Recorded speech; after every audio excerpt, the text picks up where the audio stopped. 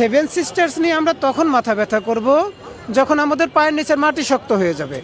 উন্নয়ন আমরা খুব দেখেছি, মেট্রো রেল পিছনে দেখতেছি, আমরা পদ্মা সেতু দেখেছি, এগুলো অস্বীকার করতে পারবো?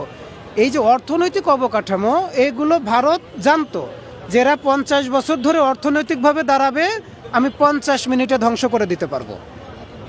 সারা ঢাকা শহর ধ্বংস করে দিতে কয়টা মিসাইল লাগবে বলেন? ওরা শুধু চাইতো যেন বাংলাদেশ প্রতিরক্ষা খাতে কখনো শক্তিশালী হয়ে দাঁড়াতে না পারে। এখন ডক্টর মোহাম্মদ ইউনূস 30 লক্ষ হাজার কোটি টাকার দেনা রেখেও 27টা যুদ্ধ বিমান কেনার যখন প্রস্তুতি নেয়, 2টা সাবমেরিনের, পারমাণবিক সাবমেরিনের কথা বলে, বাংলাদেশে যখন ড্রোন শিল্পের হয় তখন তাদের মাথা খারাপ হয়ে যায়। হাসনাত আবদুল্লাহর কথায় তাদের মাথা খারাপ হয় নয়, তাদের মাথা খারাপ হয়েছে ডক্টর মোহাম্মদ ইউনূসের কার্যক্রমে। কারণ তারা জানে বাংলাদেশ যখন প্রতিরক্ষা খাতে শক্তিশালী হয়ে যাবে, এরা আর কাউকে মানবে না। আমরা তো জন্মসূত্রে বীরের জাতি।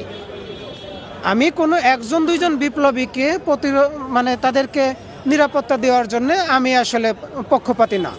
আমি এই বাংলাদেশে 1 ভোটের মালিক, রাস্তায় যারা গরিব অসহায় আছে তারাও 1 ভোটের মালিক। আমাকে কেন নিরাপত্তা দিবেন?